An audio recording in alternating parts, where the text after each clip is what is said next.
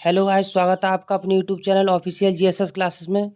देखिए, आज हम 10th क्लास में फिजिक्स में जो आपको 2023 में बिल्कुल पक्का आने वाला क्वेश्चन है वो बताने जा रहे हैं। इसमें है विमीय सूत्र ज्ञात करना। तो विमीय सूत्र हम कैसे ज्ञात करते हैं, क्या उनकी ट्रिक होती है, उनके बारे में आज आपको इस वीडियो में बताऊंगा। तो ये वीडियो बहुत इंपॉर्टेंट रहने वाली है। कोई क्वेश्चन आ जाता है, फिर आ जाता है एंड में उसका विमीय सूत्र बताइए, रेखीय आवेश घनत्व क्या है, परिभाषा देते हुए उसका विमीय सूत्र लिखिए। तो आप उसका विमीय सूत्र छोड़कर आ जाते हैं अक्सर। उनकी एक ट्रिक होती है याद करने की। देखिए, मात्रक हमारे 7 होते हैं, लेकिन यहाँ पे हमने 5 मात्रकों को लिया है जो इम्पोर्टेंट है। पहला है विमा, राशि और मात्रक। ठीक, तो राशियाँ कौन कौन सी ली हैं हमने? द्रव्यमान, लंबाई, समय और तापमान और धारा। ठीक है, ये हमने 5 राशियां ली हैं जो इम्पोर्टेंट है। अधिकतर विमा में आपने देखा होगा कि MLT जो है उसमें से विमा हम आसानी से निकाल सकते हैं। तो पहला जो विमा है हमारी वो है M, और इसकी राशि होती है M की द्रव्यमान, और इसका मात्रक होता है किलोग्राम। नेक्स्ट आती है L। L हमारी विमा है, इसकी राशि है लंबाई। या लंबाई जो राशि है उसकी विमा है L, और इसका जो मात्रक है वो हमारा मीटर, और मीटर को लिखते हैं हम M से।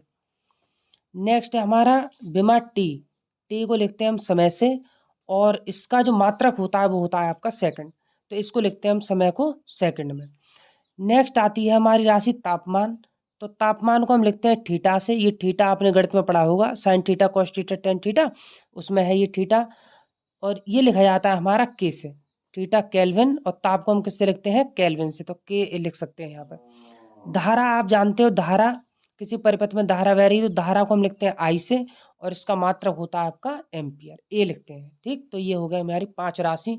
इन 5 राशियों को याद करके आप विमा को आसानी से निकाल सकते हो। पहली आपकी जो विमा निकालनी है आपको वो है क्षेत्रफल। ये इम्पोर्टेंट है। पहली विमा है आपकी क्षेत्रफल। तो क्वेश्चन आता है क्षेत्रफल की विमा आप कैसे निकालोगे। ठीक है, तो क्षेत्रफल की जो विमा हम निकालते हैं, मान लीजिए कोई खेत है आपका, तो खेत की उसमें लंबाई भी होगी और उसकी चौड़ाई भी होगी। तो हमारे हमारे जो खेत है, जो फील्ड है, उसका हमें एरिया निकालना है, क्षेत्रफल। तो कैसे निकालते हैं? मान लो ये तो हमारी लंबाई है और ये क्या है? आपकी चौड़ाई है। तो लंबाई और चौड़ाई दोनों को निकालना है, तब क्या निकालते हैं? हम क्षेत्रफल निकालते हैं। तो कैसे निकालते हैं क्षेत्रफल की विमा? कैसे निकालेंगे? सूत्र याद रखना है, लंबाई गुणा चौड़ाई। लंबाई और चौड़ाई को गुणा कर देना है आपस में। तो लंबाई गुणा चौड़ाई, ये क्षेत्रफल का सूत्र होता है आपका। तो लंबाई की जो विमा है वो है हमारी L। लंबाई की विमा होती है, देखो L, मैंने यहाँ पढ़ाई है आपको L। तो लंबाई की विमा हो गई L, और गुणे चौड़ाई की विमा क्या हो गई? चौड़ाई की विमा भी L होती है, क्योंकि B कहीं होती नहीं है। तो ये दूरी में भी नापी जाती है, दूरी लंबाई और दूरी की ये चौड़ाई। तो L गुणा L कितना हो गया? L और गुणा L, L स्क्वायर। ठीक है, तो जो क्षेत्रफल की विमा होगी आपकी वो क्या होगी? L स्क्वायर होगी। ठीक है, क्लियर हो गया आपका। दूसरी विमा है आयतन की। आयतन कैसे निकालते हैं? वॉल्यूम कैसे निकालते हैं? तो आयतन निकालने के लिए सबसे पहले किसी चीज का आयतन निकालने जा रहे हैं तो उसकी लंबाई, उसकी चौड़ाई क्या है और उसकी ऊंचाई क्या है टोटल। ठीक है, तो आयतन जो निकालते हैं, आयतन का सूत्र होता है ये लंबाई गुणा चौड़ाई गुणा ऊंचाई। इससे हम आयतन की जो विमा है उसको निकाल सकते हैं। लंबाई मीटर में, लंबाई कितनी है? मीटर में ली जाती है। चौड़ाई कितनी है? मीटर में ली जाती है। ऊंचाई कितनी है? मीटर में ली जाती है। ठीक है, तो इन दोनों की मीटर की जो विमा होती है, ये लंबाई क्या होती है? L गुणा L गुणा L। लंबाई गुणा चौड़ाई गुणा ऊंचाई, इनकी होगी L गुणा L गुणा L। तीनों की गुणा करेंगे तो L क्यू आ जाएगा। ठीक है, L की घात 3। तो ये L3, इसकी विमा हुई आयतन की। नेक्स्ट जो विमा है आपकी वो है घनत्व। घनत्व कहते हैं डेंसिटी के लिए। घनत्व की विमा कैसे निकालते हैं हम? तो देखो, घनत्व की जो विमा निकालते हैं हम, वो सूत्र होता है घनत्व का द्रव्यमान बटे आयतन। तो द्रव्यमान की जगह तो द्रव्यमान लिख सकते हैं। अब आयतन की बात आ गई। तो आयतन की देखो विमा हमने कैसे निकाली थी? तो आयतन का सूत्र क्या होता है? लंबाई गुणा चौड़ाई गुणा ऊंचाई। तो आयतन की जगह हम वही सूत्र लगा देंगे, लंबाई गुणा चौड़ाई गुणा ऊंचाई।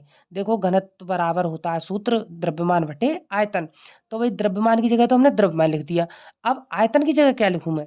तो आयतन की जगह देखो, आयतन की विमा आपने निकाली है लंबाई गुणा चौड़ाई गुणा ऊंचाई। इसको यहाँ सूत्र को लगा दिया हमने, बराबर। द्रव्यमान की विमा क्या होती है? यहीं से देख लो, द्रव्यमान की विमा होती है M। तो यहाँ पे सीधा सीधा हमने M रख दिया। लंबाई गुणा चौड़ाई गुणा ऊंचाई, यानी आयतन की विमा क्या होती है? L3। तो निकालने की है, बार बार लिखने की जरूरत नहीं है, तो यहाँ पे L3 हमने डायरेक्ट लिख दिया। m तो m आ गया।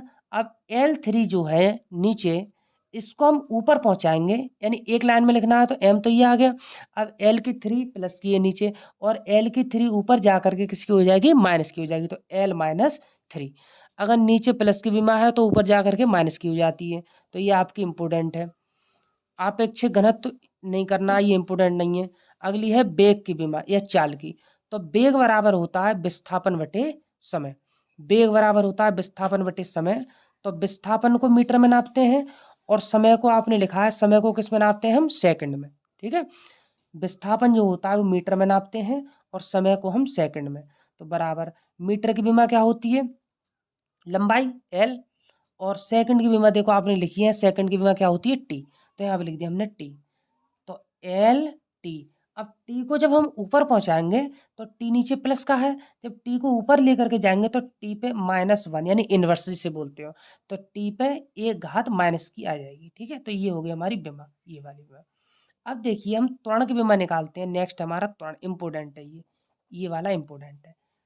त्वरण की विमा कैसे निकालते हैं, वेग में परिवर्तन बटे समय। किस समय में वेग में परिवर्तन हुआ और किस समय हुआ। ठीक है, तो त्वरण की जो विमा निकालते हैं वो त्वरण बराबर सूत्र होता है वेग में परिवर्तन बटे समय, बराबर वेग में परिवर्तन, इसका एक सूत्र होता है क्या, विस्थापन बटे समय। कितना डिस्प्लेसमेंट हुआ, कितना विस्थापन लगा और किस समय में हुआ।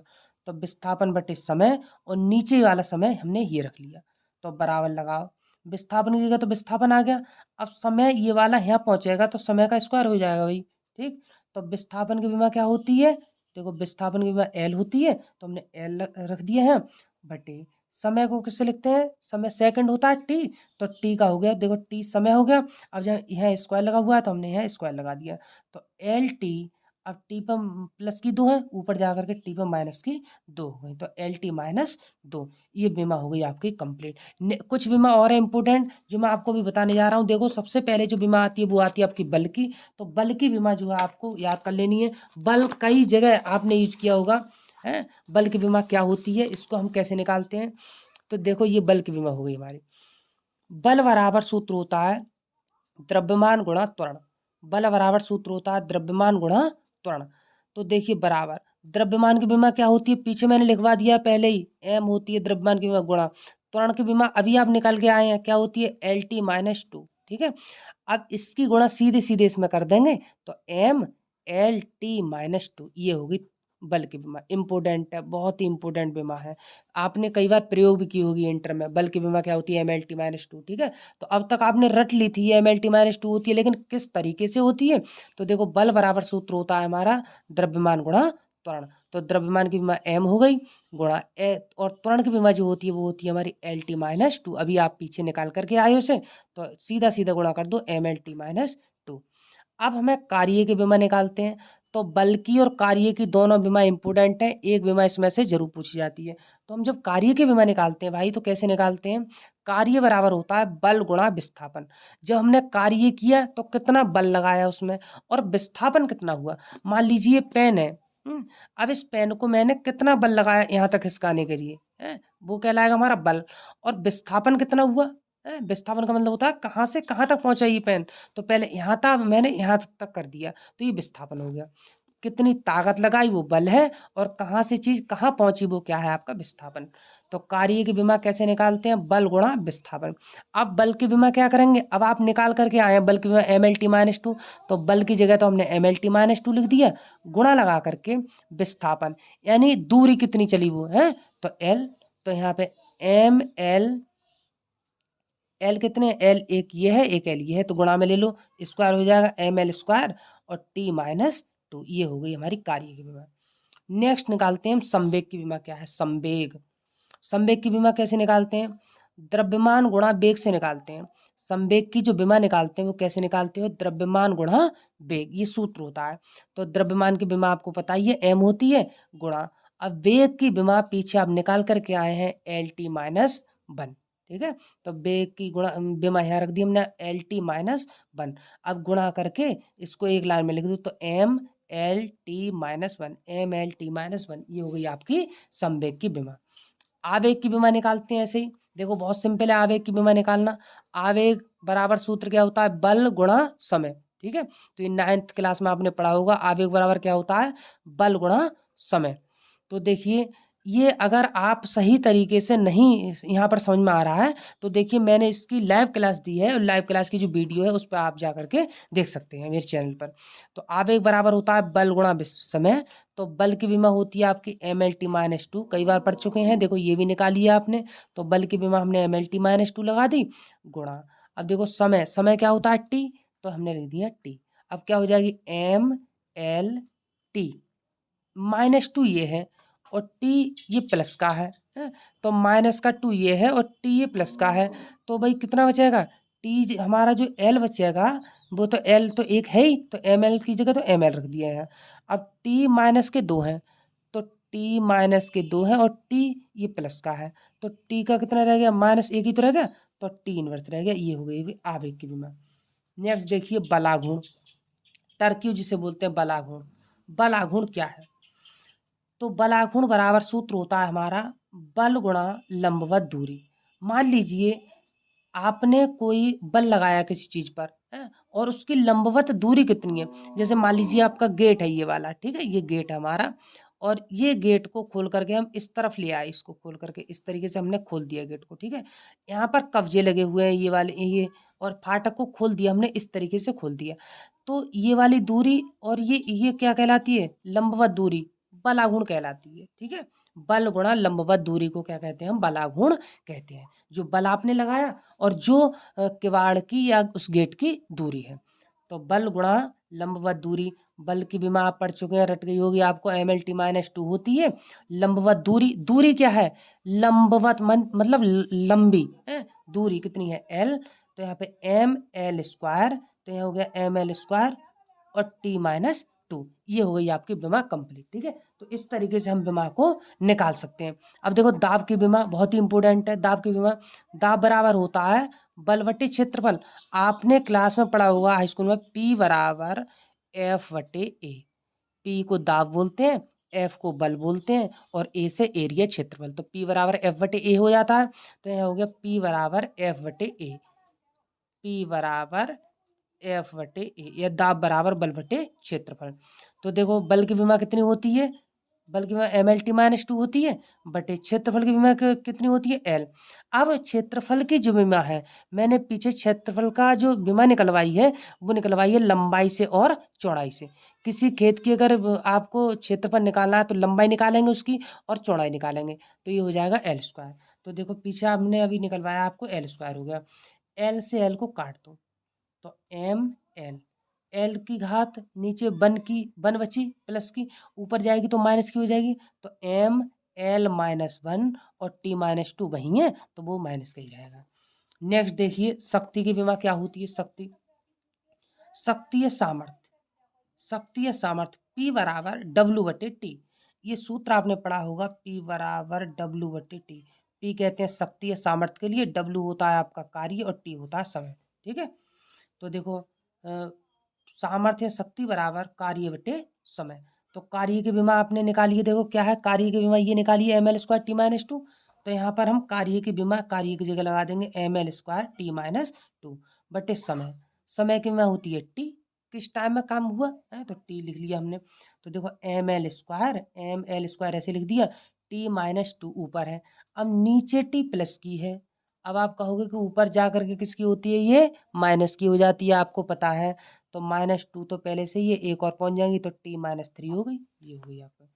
अब देखिए कोण, कोण की विमा कैसे निकालते हैं। कोण बराबर होता है चाप बटे त्रिज्या। जो आपने चाप लगाई है और जो उसकी त्रिज्या है, त्रिज्या r, तो लंबाई और बटे लंबाई, चाप कितनी दूरी पे लगी है, लंबाई हो गई, त्रिज्या कितनी है, तो ये भी लंबाई है, ठीक है। तो लंबाई बटे लंबाई l/l, l से l को काट दो, विमाहीन राशि है, कोण की कोई विमा नहीं होती है।